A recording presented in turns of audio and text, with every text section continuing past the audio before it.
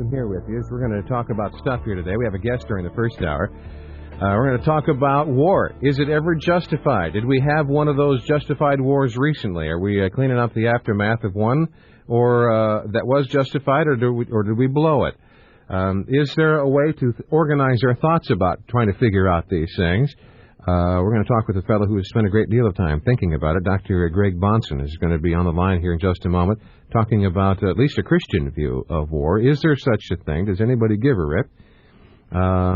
Is there such a thing as a theology of war? I know we've had a lot of God talk this week, but we're honoring the Congress of the United States is honoring, as you just heard on ABC News just a few moments ago, Norman Norman for his successful waging of war in Iraq.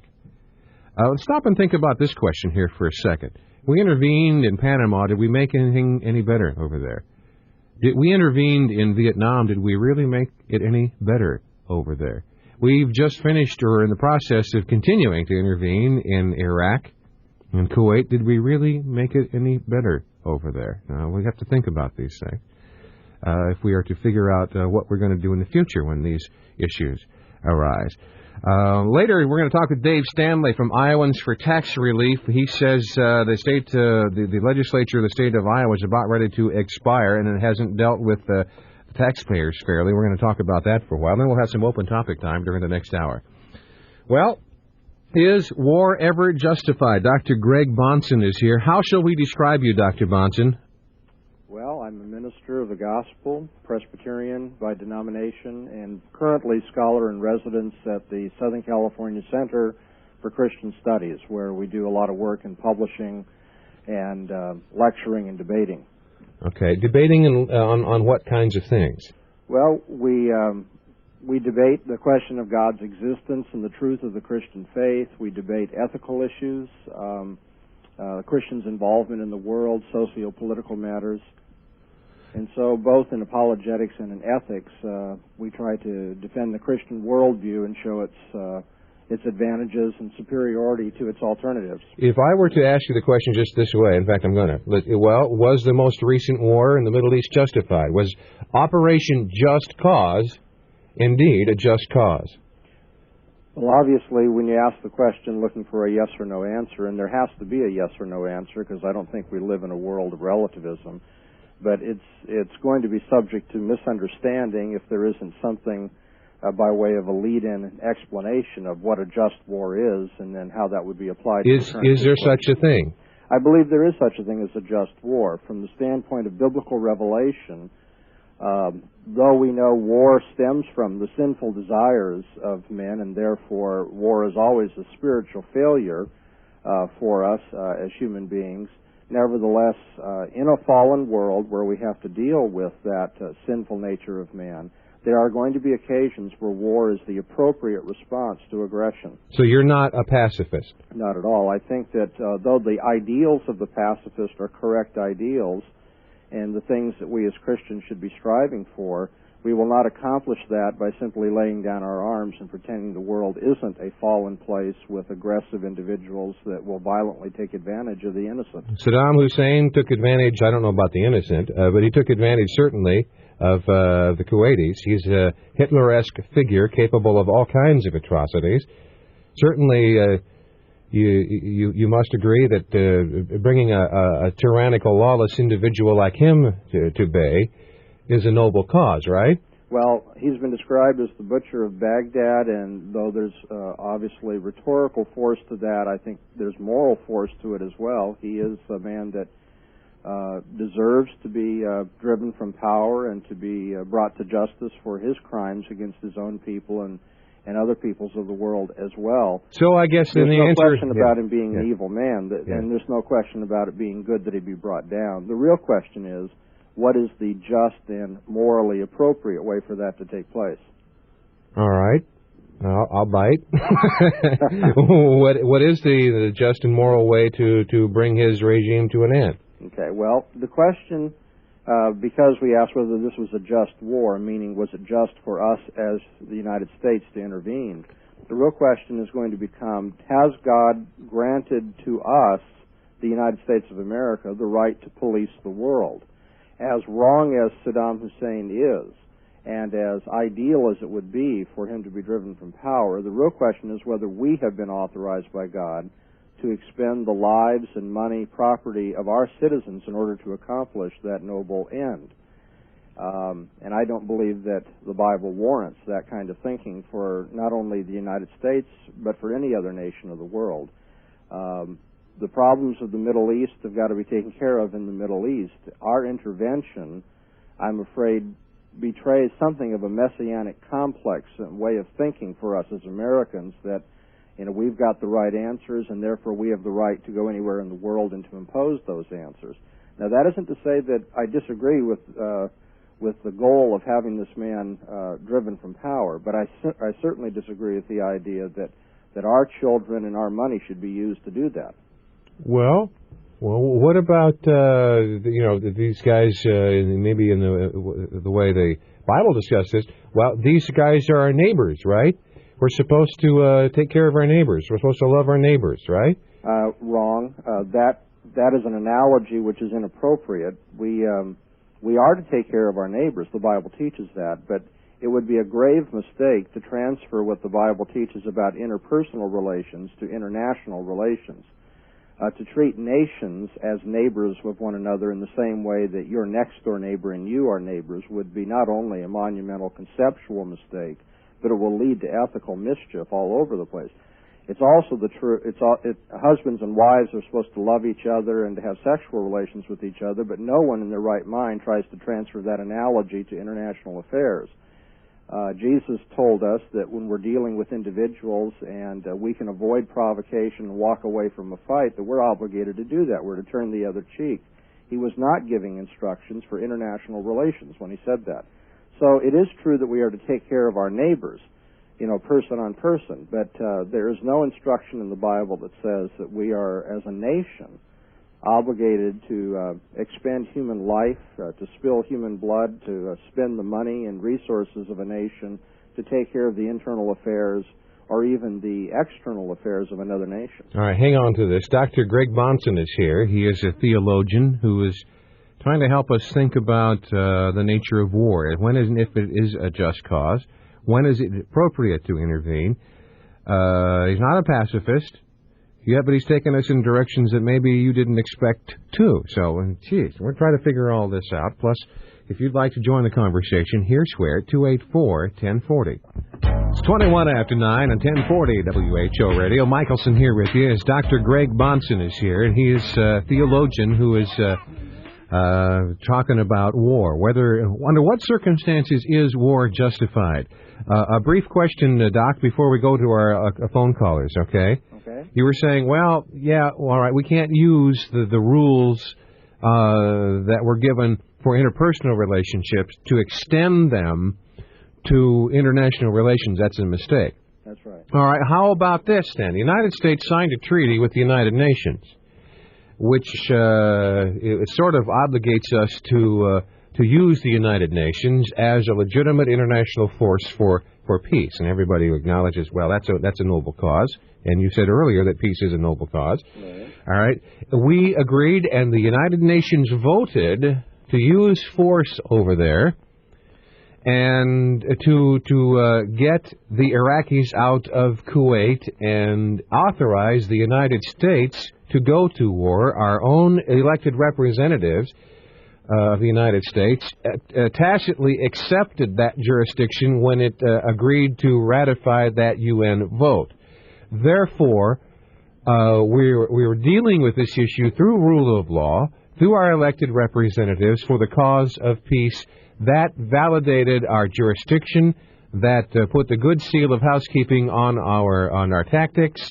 We won. We can now go right off into the sunset, patting ourselves in the back, and giving a national award to Storm and Norman in the joint session of Congress. Well, obviously, Jan, there are going to be some people that have trouble believing that anything the United Nations does is automatically morally acceptable.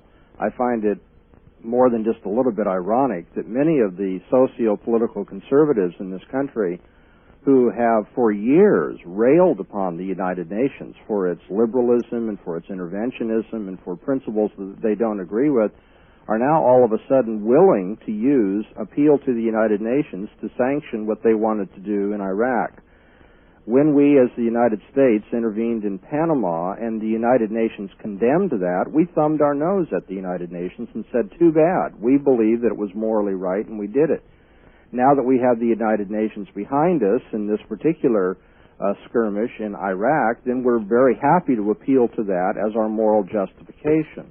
And so what happens here, if you're going to be honest, you see, as an ethicist, you have to look at that kind of thing and say, hasn't the United Nations become something of a taxi that we use for our convenience? When it's going the way we want it to go, then we're glad to use it. And when it goes contrary to the direction we want to go, then we openly condemn it.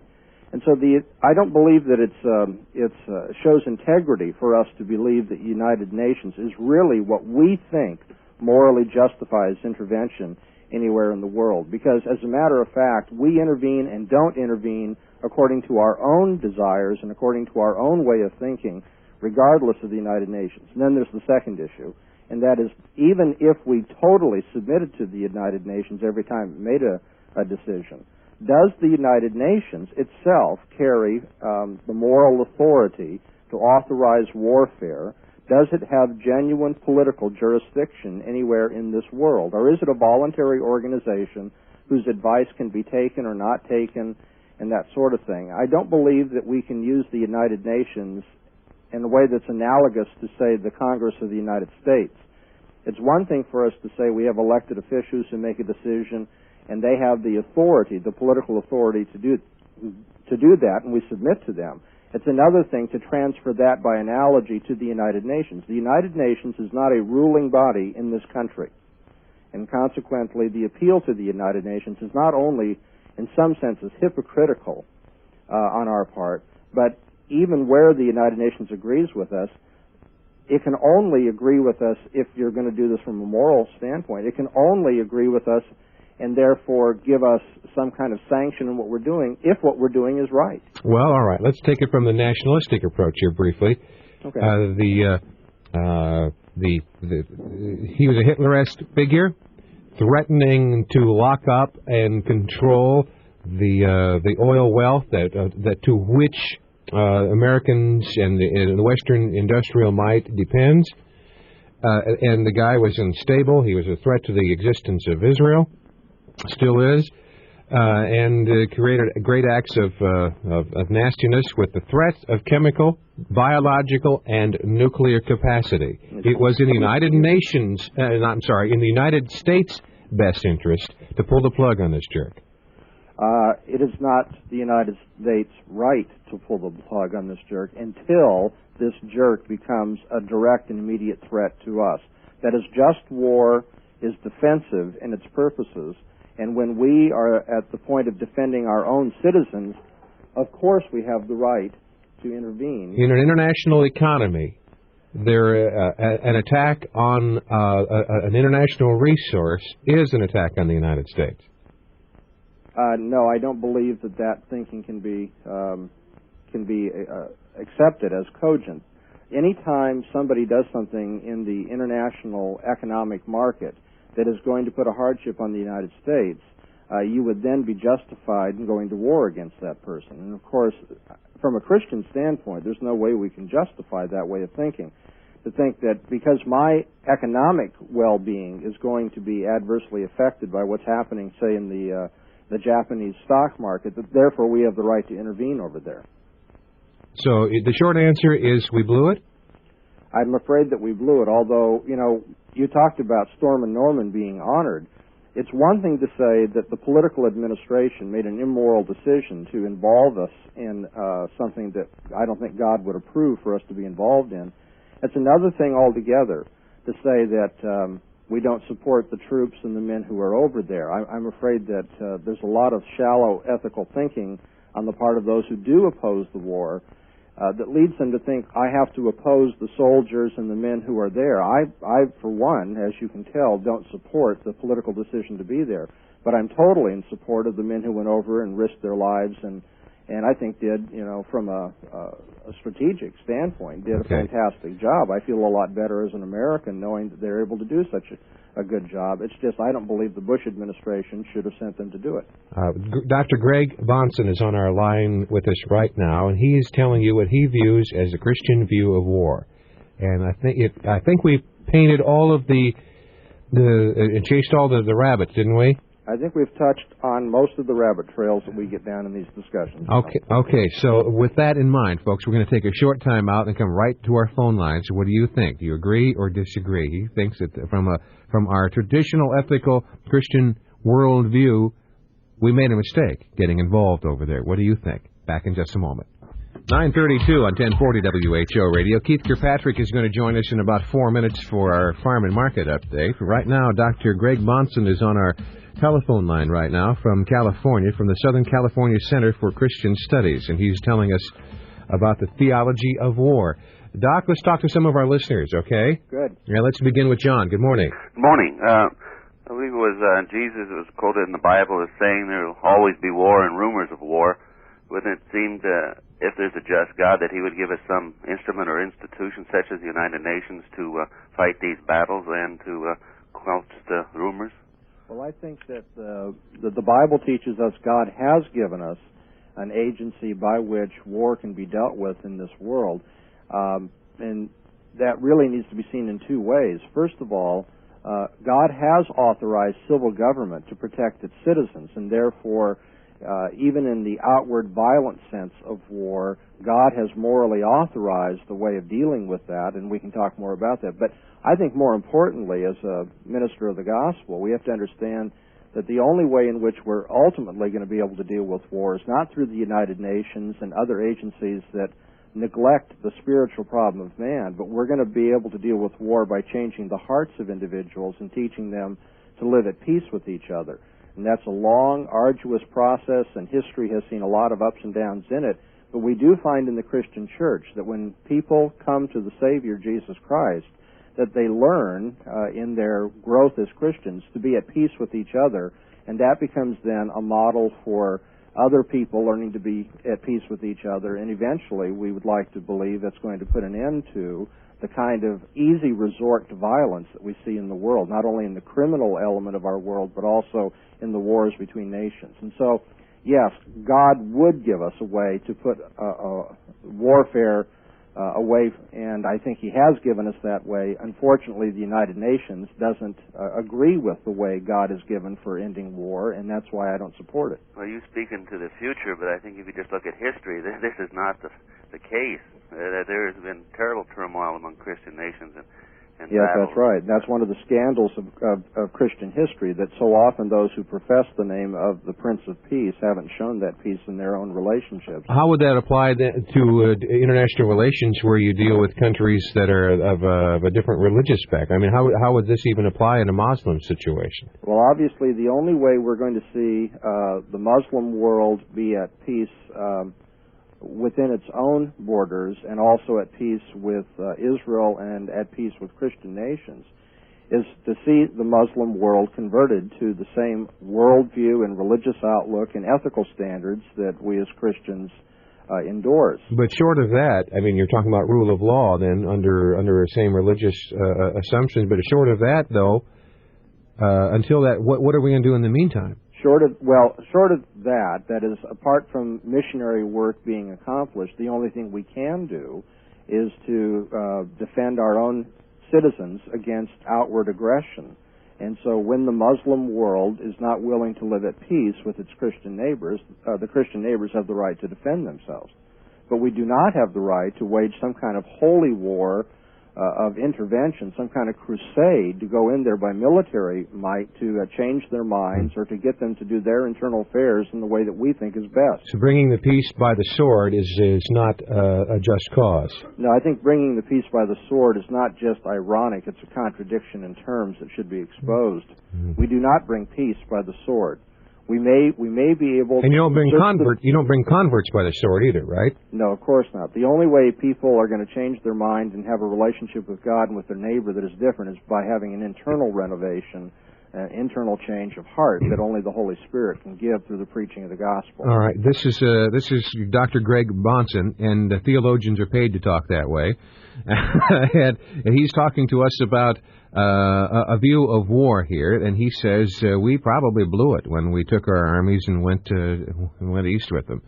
We're going to come back right after Keith Kirkpatrick updates us on our farm and market spec right after that.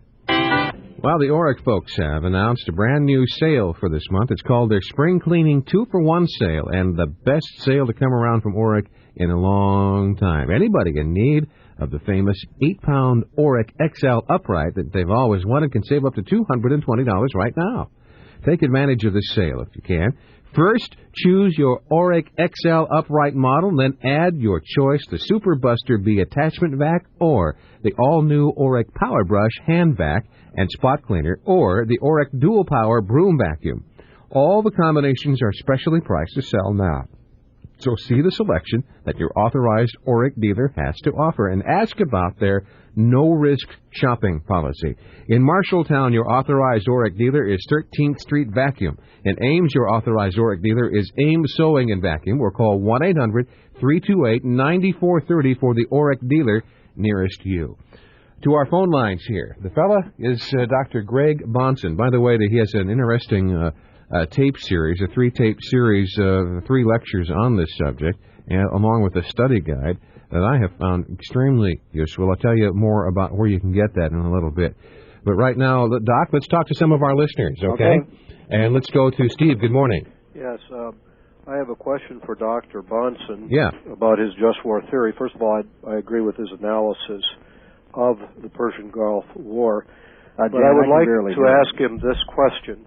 According to Jesus Christ, an act is good and acceptable before God as it touches upon the heart, affections, and motives.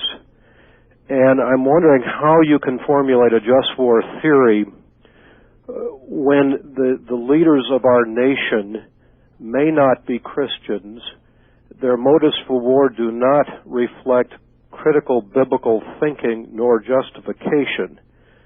Or to ask the question in another way, more related to your profession as a minister of the gospel, how does the 16th chapter of the Westminster Confession on Good Works fit into your just war theory? Because according to this chapter, in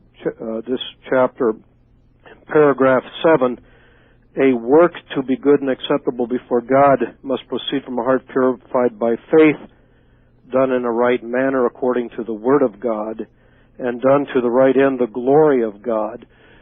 Do we ever have the hope, therefore, of having a just war? I know we can't see the hearts nor read the hearts or motives of our leaders that propose wars, but we can certainly judge if there's any evidence of critical biblical thinking and justification. And my question, it's a serious question because I've tried to think through this. How can we have a just war if our leaders are almost self-confessedly secular and atheistic in the way they talk about war and justify it? Yeah, and they have some goal like instituting some kind of a new world order as being an underlying feature. And thank you, Steve. Dr. Bahnsen, go ahead. Well, I think that's a very good question, and I think Steve will find it helpful in trying to work it through to distinguish between what is a good work before God for an individual. Let's say George Bush on the Day of Judgment, when God examines his heart and evaluates it, what will count as a good work in terms of this question of war? Steve has brought up a good point. If he's not doing this in a way to glorify God and submit to His Word and so forth, then George Bush as an individual will answer to his Maker for that. But that is a different question from the socio-political, ethical question of just war. Just war and good works are not the same thing. The same Westminster Confession of Faith in chapter 23, Steve says, it is lawful for Christians to accept and execute the office of a magistrate when called thereunto, in the managing whereof, as they ought especially to maintain piety, justice, and peace, according to the wholesome laws of each commonwealth. So for that end they may lawfully, now under the New Testament, wage war upon just and necessary occasion. So the issue here in the confession is, what is a just occasion for war? Totally apart from the heart motives of the individuals involved, what outward affairs in the world would justify engaging in violence against your neighbor? And I believe the answer to that is only when it's in self-defense. I don't believe you have a just occasion for war when you're trying to protect your lifestyle or your oil supply. Yeah, your oil supply, what have you. Okay. But it's one thing to say that the occasion is just. It's another thing to say that it's a good work for those who are involved. How about this? If we had a mutually defense treaty with Kuwait, and we literally owned the oil fields or had a big chunk of the action, and it is not our would we have an obligation to defend, therefore, our property? Well, the question is, could we, if we were a Christian nation, and I know that's speaking as an ideal, we are not at present acting as a Christian nation, but if we were a Christian nation, would we ever have the right to help an oppressed people like, say, the Kuwaitis in that situation? And I believe that the answer is yes, under the appropriate circumstances. And those circumstances would be that the Kuwaiti people would accept not only the privileges of American citizenship, that is to say our military protection, but they would accept also the responsibilities of American citizenship. And I would have no difficulty, conceptually anyway, with the idea of oppressed people around the world asking to become another state of the United States, in which case we can throw our lawful protection and military might behind an effort to save those people and extricate them from the butcher of Baghdad and so forth. You know how well that's going to go over. Oh, that's not going to go over well.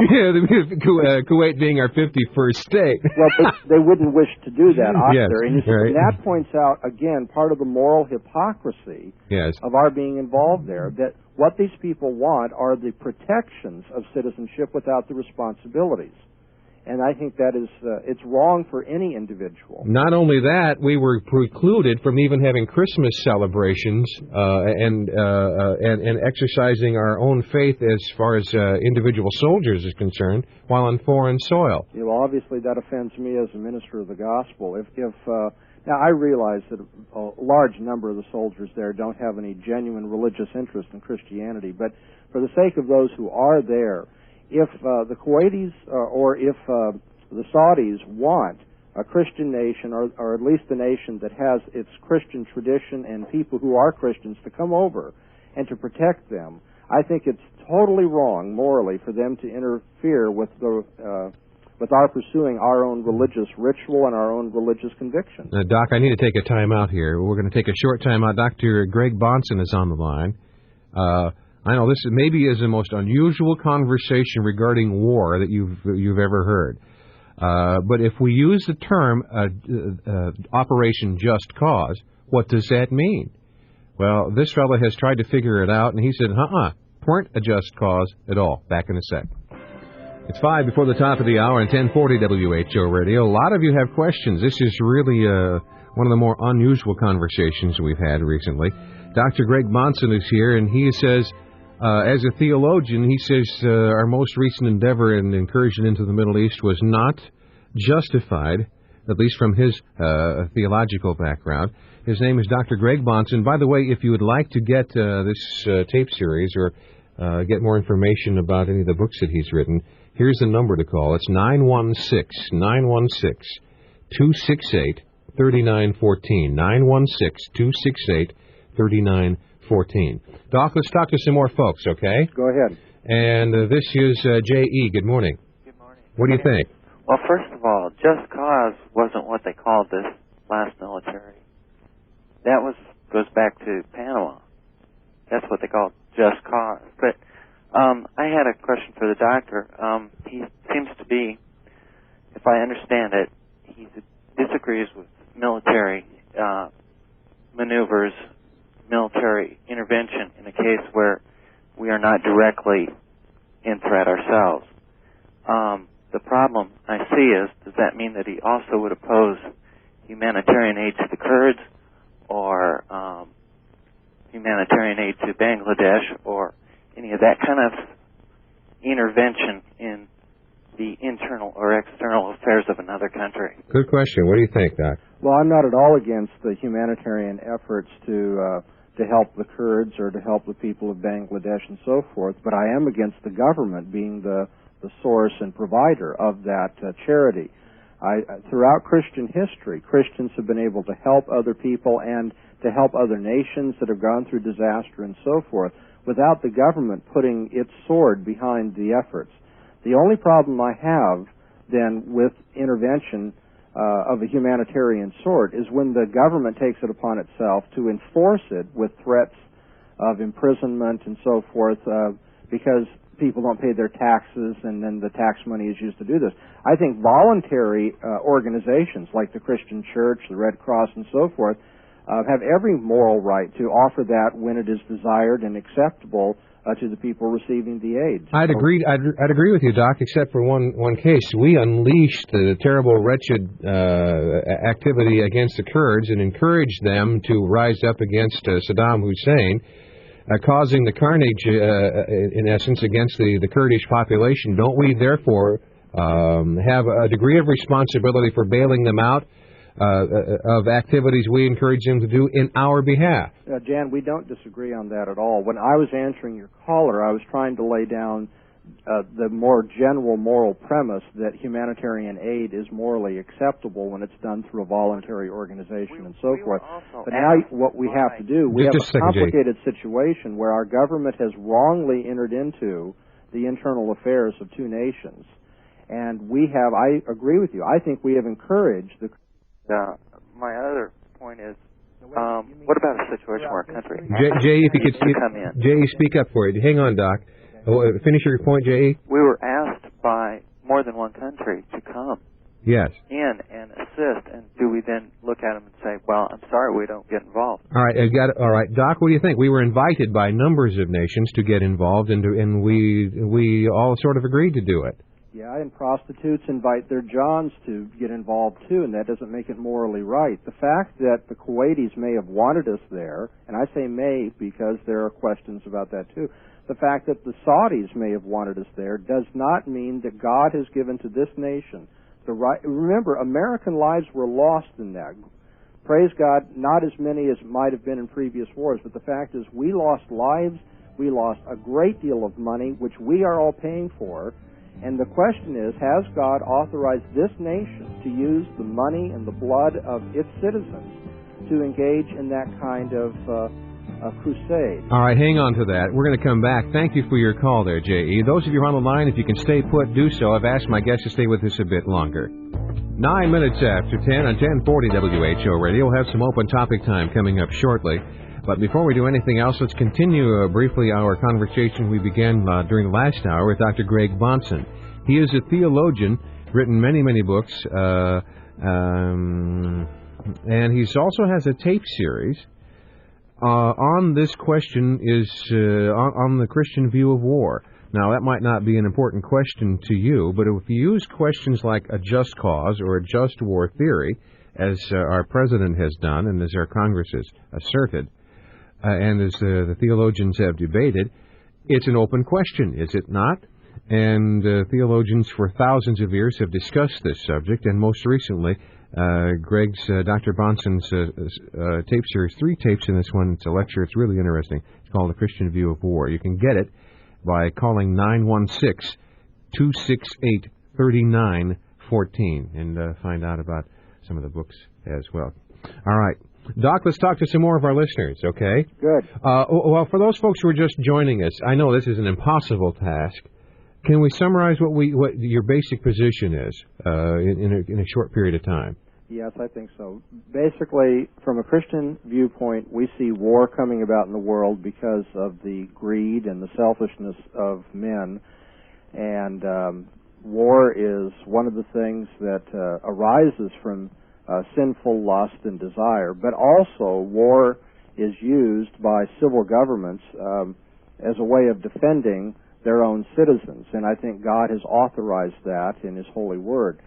So a defensive war is a just war, and my difficulty with the present or the most recent encounter we've had in Iraq is that I don't see that it was genuinely in the defense of the citizens of our own country. and the way in which a Christian would authorize protection or help to oppressed people around the world is rather controversial, I realize, but the only way in which I think that could be extended, military might could be extended to help those people, is if they wanted to accept the responsibilities of citizenship and be part of the nation whose beneficence they are asking for. Okay, let's talk to some of our listeners. Ken, thank you for your patience. Good morning. You're talking right now with Greg Bahnsen. Yeah, I would say that I have not heard a single argument that I would agree with, all right, other than the talk about faith in Christ, which is a completely different subject. Okay. But I think the problem is that the doctrine and many people that get in this position have take a very simplistic view of the world, and what they're saying is that we're authorized to go to war once we see an immediate threat, like the Japanese attacked Pearl Harbor. But short of that, it's hard to find any way in which they would agree that there's any just cause or that we ought to be at war. Well, that's not my and the world is more complex than that, and if everybody sat around and waited until they were surrounded and attacked, then I submit that there's a worse breakdown of morality. And we go back, for example, and look at the Israelis when they preemptively struck the nuclear weapons facilities in Iraq. Yes. Nobody can argue that they were immediately attacked. They had to make a decision that they were threatened, and they acted on it. Had they not done that and got 5 years down the road and got attacked with nuclear weapons and lost 3 million of their people, who could argue that was a more moral position to have taken than the position that they did take? Great point. What do you think, Doc? Well, I think he hasn't described my position at all, so maybe that's why he disagrees with it. The fact that a war is just when it is defensive does not mean that a preventive use of warfare cannot be defensive. A defensive war might involve a preventive strike against someone when there's a clear intention to attack your country. And so, I mean, when I heard this description of we have to wait until we're attacked like at Pearl Harbor before we'd intervene, basically my response is, well, that's not my position, and that would be simplistic and naive. However, once we introduce the question of intervening for preventive purposes, then if we're going to be honest about that, not use that simply as a general cloak to do anything we want to do, then we do have to realize it becomes more difficult to show the just cause of the war. There must be a clear intention to attack your country that justifies your taking the first step to prevent that attack from taking place. But a just war theory has never ruled out preventive warfare. That's my response. Ken, does that clear it up for you? No, it doesn't clear it up at all, because I think, it still begs the question. He says that there has to be a clear intent. You're arguing whether there was clear, you can argue whether there was clear intent to attack Israel at the time. And these are judgments that have to be made. And so if we're going to make these kind of judgments, I think rather than talking about them on a theoretical, moral point of view like he's doing, then we ought to get down and talk about world politics and whether or not the strength of world politics, the impact of the economic community, the impact of this situation on the economic community of the world involves a direct immediate threat. There is such a thing as a threat short of direct immediate attack upon you, and if you wait for that, you're asking for trouble. And so I think he's begging the question. He's saying on the surface of it is immoral, and I disagree. The discussion ought to be whether or not there is such whether or not this could impact us. If we agreed that this could impact us in the world market, that the Western economies could be collapsed, that that there could be all kind of suffering, perhaps death in Israel, and some of these arguments were made against if Saddam Hussein is left the way he is, then we can't just write it off as a simple, this wasn't moralistic. Sure, it's more difficult to make your case, but it doesn't mean the case isn't there, and I think these people are just writing it off, that there is no case to be made, that the world balance of power and all the things that wars have been fought on in the past are in fact legitimate points of discussion, and that you can go to war. And if we hadn't waited so long in World War II, there was an immorality in World War II when they did not stand with Hitler because they couldn't show an immediate threat, because people argued, well, he's not going any further.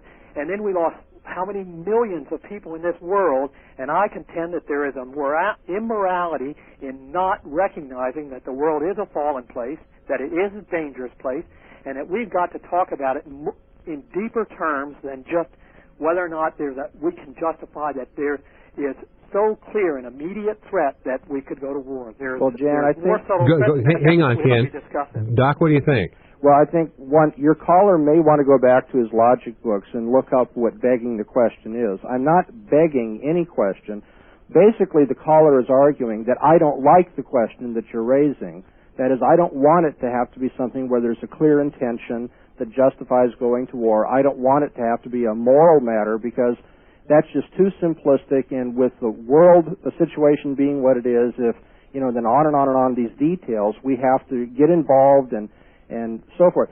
But can he really be serious that he doesn't think that there has to be some kind of evidence that we are being done harm before we have a right to enter into a military conflict? I really don't think he's thought that through. He may not like that question being raised, but I'm going to raise the question anyway. Who gives you the right, or who gives the United States the right, or who gives France the right? Where does anyone get the moral right to take the life of another individual or to use the money of its citizens to prosecute even a good cause? I'd like to know, what is the moral standard that the caller is applying here? I can tell you what my moral standard is. I'm not begging the question. I'll put it right out on the table for discussion. But what's his moral standard? Okay, Ken, you would like to respond to that? Yeah. Okay, well then hang on, because I need to take a short time out. We'll do that. This is a strong argument here. This is the nitty-gritty of this whole thing. Join us as we return to Michaels in the Morning in just a sec. 21 after 10 on 1040 WHO Radio. I understand the frustration of a conversation like this, folks, and I know we're moving slowly through the calls, and we have lots of really good ones to come. This is not a conversation that lends itself well to a superficial analysis. That's why we got ourselves in these kinds of problems to begin with. So I'm willing to spend additional time thinking these issues through, because I think that's what you expect out of a program like this. Dr. Greg Bahnsen is on our newsmaker line right now. He is a theologian who says our most recent war was not morally justified. Ken, you wanted to make the point here before we move on. Yeah, I'll just make one. I disagree with him that it's not thought through. The only point I'm trying to make is it's fine to make the moral argument, but ultimately you have to define, there has to be room to make a definition of what is a clear and immediate threat, or what is a legitimate enough threat to use your national power. And that's where I agree that there can be a debate about that, and that if we want to go back to the Middle East, we ought to debate about whether or not we have enough of a threat to the world economy, to the world community, to justify what we did. And I don't mind people having that debate. But what I hear, you have to realize that you can always figure out clear and immediate threat after the fact. Before the fact, it is a more difficult question. And to just sort of write it off, and which is what I keep hearing out of him, I don't see how you ever get to the point that it is so clear that you have to take action until, in many cases, it's so late that you have incurred greater loss of life, and therefore there is a greater immorality. So I think there is a legitimate argument to say that we can look at our national interest and we can make a determination that the ultimate threat to life is greater in the future than it is right now if we don't do something. I guess the question is whose life, though, Ken? Well, are we called to be as the policemen of the world? No, we're not called to be policemen of the world. And for these people that use that argument, I think that they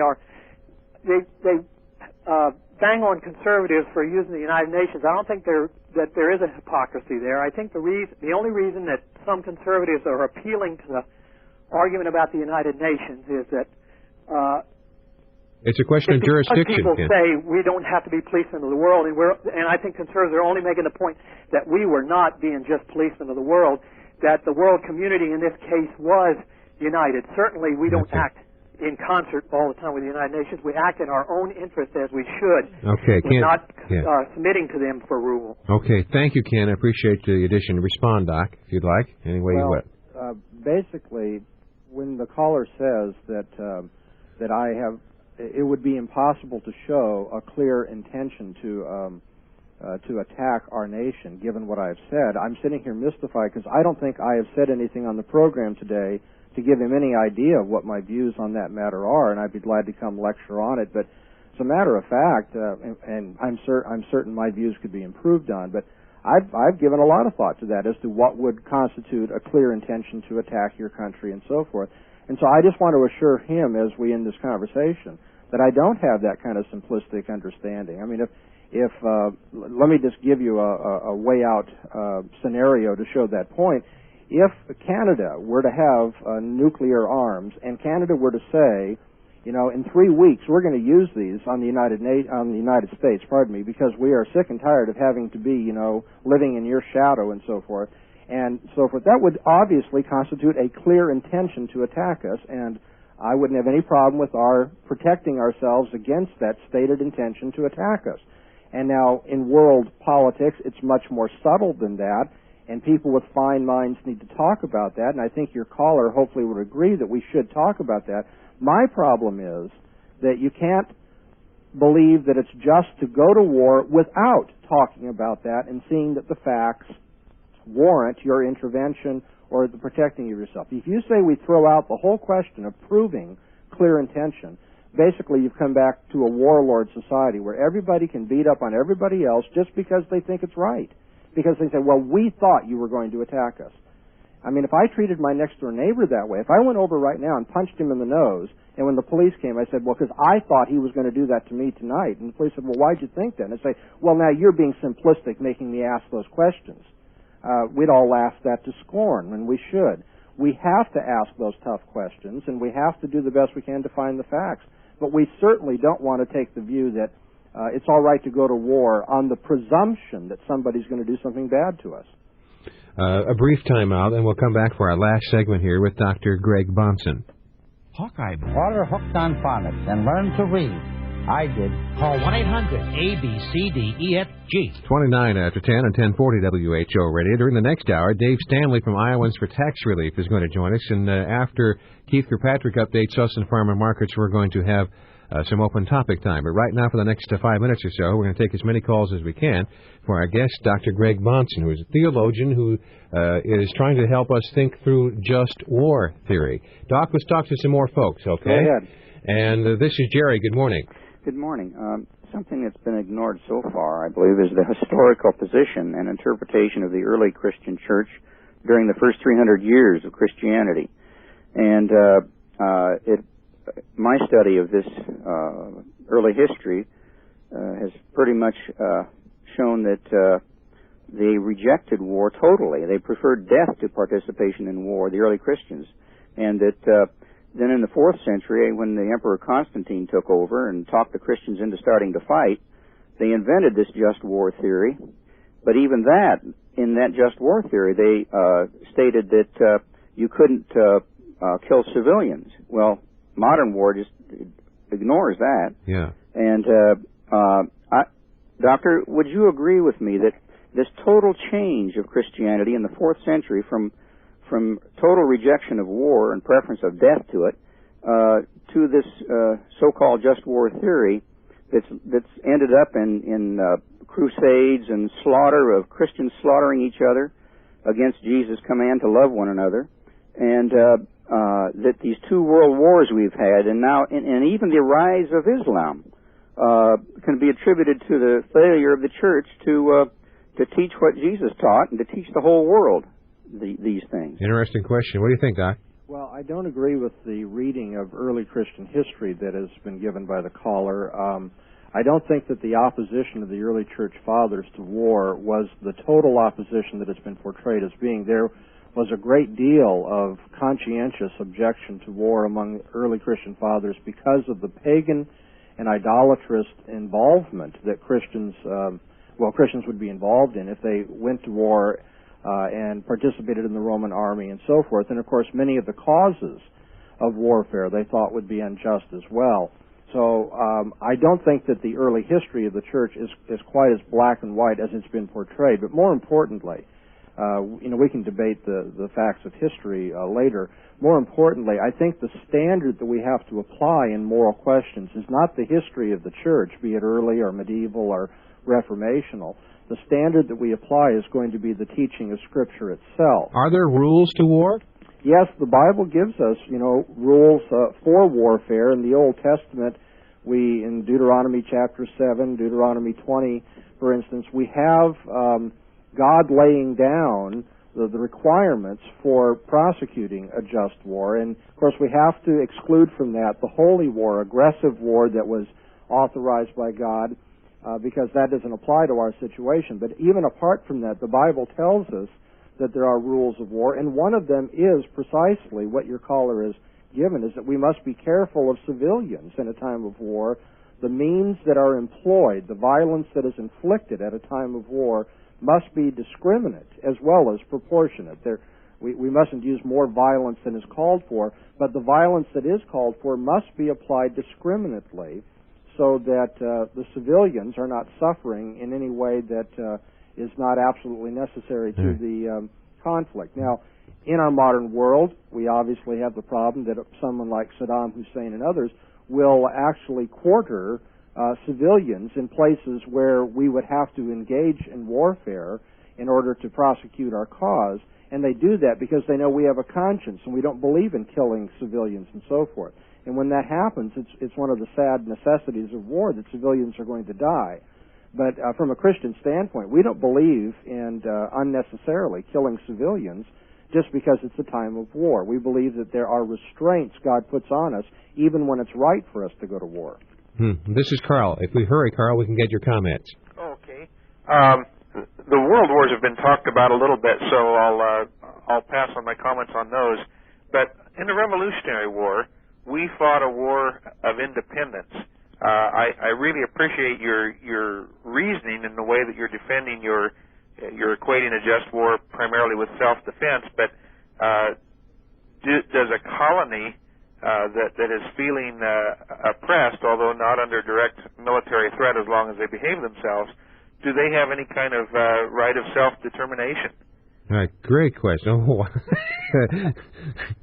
All right, what do you think, Doc? We only have about a minute here. Okay, I'll make it real brief. I believe that you are right to call it a war of independence rather than a revolutionary war. Yes. In that particular case, it was justified on the part of the colonists to rise up against King George III for the reasons given in the Declaration of Independence. Most people only know the preamble to the Declaration. You need to read well, not you, but everyone needs to read the whole thing to see that there were certain rights that all Englishmen had that were being violated by the king. And so this was not a revolution, unless you want to say it was the king revolting against his subjects and doing what he had promised not to do. And therefore I see this as lawful self-defense against what the king was doing contrary to promise. And the Declaration of Independence gives the grounds for doing that. It's not just that, hey, we'd like to be free. That's the 20th century version.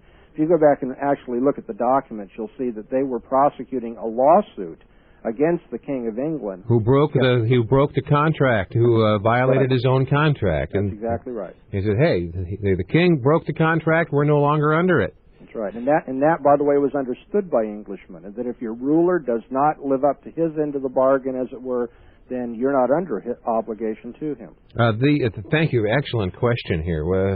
Dr. Bahnsen, thank you for your time this morning. If folks would like the tape series or more information, they can call that other number, that 916-268-3914. And your tape series on View of War, Christian View of War, is available. Thank you. Thank you indeed. Okay, bye-bye.